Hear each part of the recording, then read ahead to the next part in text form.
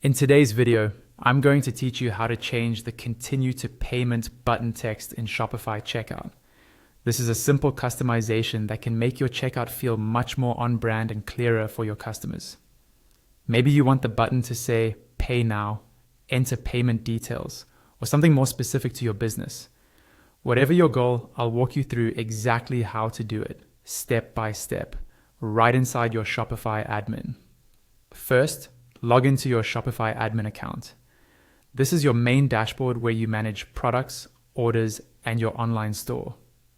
Once you're on the admin homepage, look over to the menu on the left-hand side.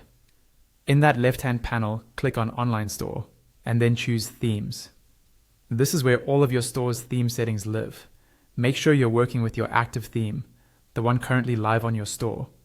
On your active theme, look for the icon with 3 horizontal lines or sometimes 3 dots, usually labeled as actions or a similar menu.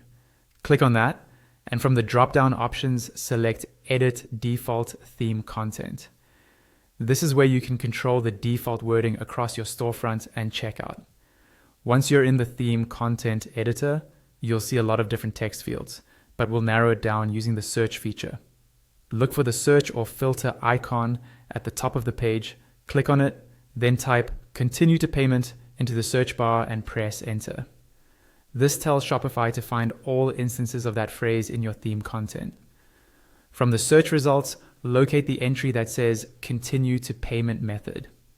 This is the specific text that appears on the checkout button we want to change. In the text box next to that label, you can now type whatever you want the button to say.